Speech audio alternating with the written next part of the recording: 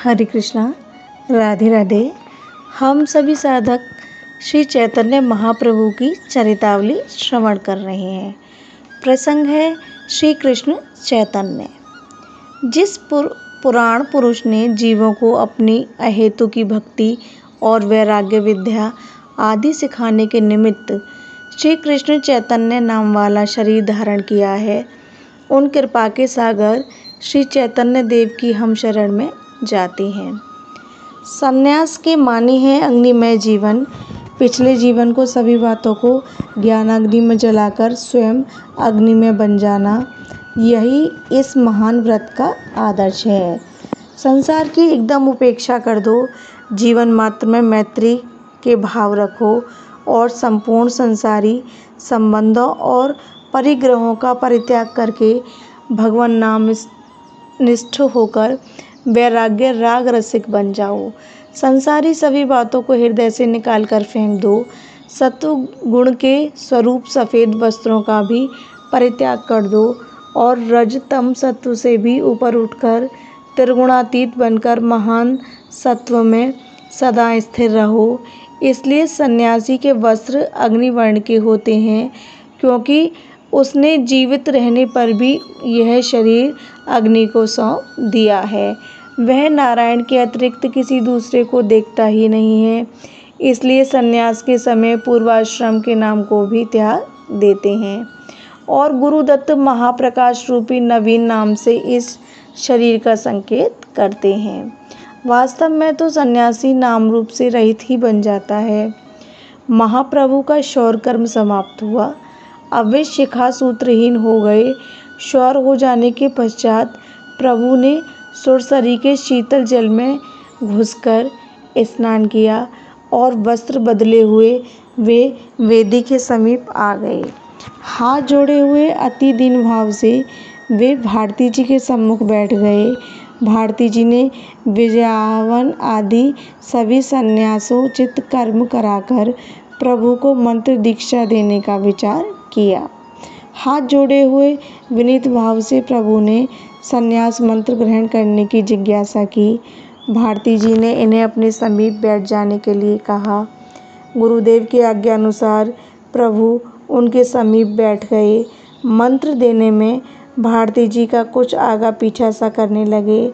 तब महाप्रभु ने उत्सुकता प्रकट करते हुए कहा, भगवान, मैंने ऐसा सुना है कि संन्यास के मंत्र को किसी के सामने कहना न चाहिए।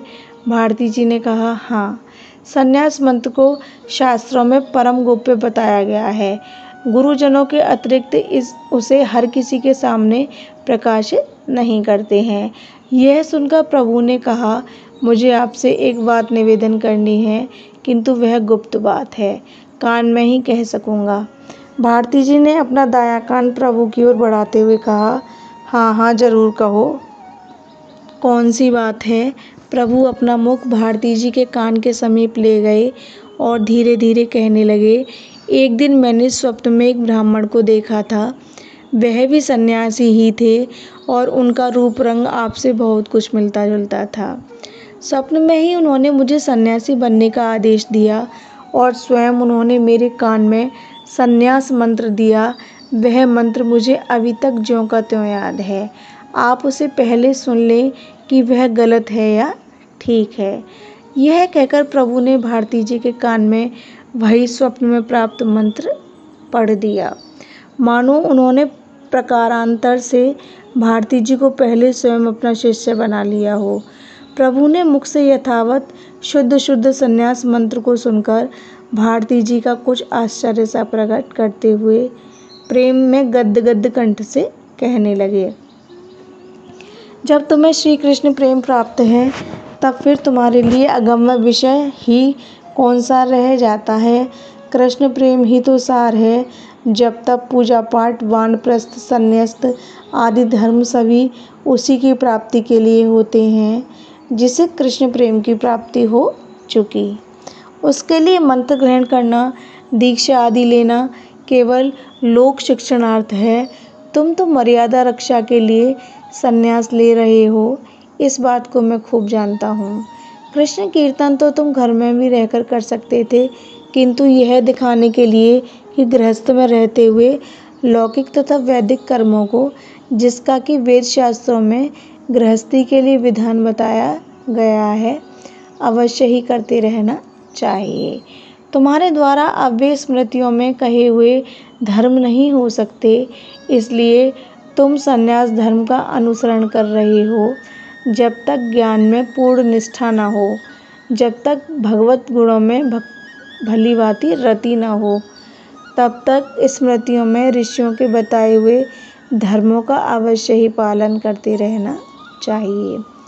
इसलिए गृहस्थी में रहकर तुमने वैदिक कर्मों का यथावत पालन किया और अब कर्म परित्याग के साथ ही पूर्व आश्रम का परित्याग कर रहे हो और संन्यास धर्म के अनुसार सदा दंड धारण करके संन्यास धर्म की कठोरता को प्रदर्शित करोगे। तुम्हारे वे सभी काम लोक शिक्षार्थ ही हैं। इस प्रकार प्रभु की भांति भांति से स्तुति करके भारती जी उन्हें मंत्र दीक्षा देने के लिए तैयार हुए। एक छोटे से वस्त्र की आड़ करके भारती जी ने प्रभु के कान में संन्यास मंत्र कह दिया। बस उस मंत्र के सुनते ही प्रभु बेहोश होकर पृथ्वी पर गिर पड़े और हा कृष्ण इस प्रकार जोरों से चिल्ला कर क्रंदन करने लगे। पास ही में बैठे हुए नित्यानंद जी ने उन्हें संभाला और होश में लाने की चेष्टा की। भारती जी ने प्रभु के सभी पुराने श्वेत वस्त्र उतरवा दिए और उन्हें अग्निवर्ण के काषाय वस्त्र पहनने के लिए दिए। एक बहिर्वास, 2 कौपीने, एक भिक्षा मांगने का वस्त्र, एक कंधा और एक कटी वस्त्र, इतने कपड़े भारती जी ने प्रभु के लिए दिए। रक्तवर्ण के उन चमकीले वस्त्रों को पहनकर प्रभु की उस समय ऐसी शोभा हुई मानो शरतकाल में सबके मन को हरने वाले, शीत से दुखी हुई लोगों के दुख को दूर करते हुए अरुण रंग के बाल सूर्य आकाश में उदित हुए हों। स्वर्ण वर्ण के उनके शरीर पर काषाय रंग के वस्त्र बड़े ही भले मालूम पड़ते थे। कंधे पर कंधा पड़ा हुआ था, छोटा वस्त्र सिर से बंधा हुआ था। एक हाथ में काठ का कमंडलू शोभा दे रहा था, दूसरे हाथ से अपने संन्यास दंड को लिए हुए थे और मुख से श्री कृष्ण इस प्रकार कहते हुए अश्रु बहाते हुए खड़े थे। प्रभु के इस त्रैलोक के पावन सुंदर स्वरूप को देखकर सभी उपस्थित दर्शक वृंद अवाक से हो गए। उस समय सबके सब काठ की मूर्ति बने हुए थे।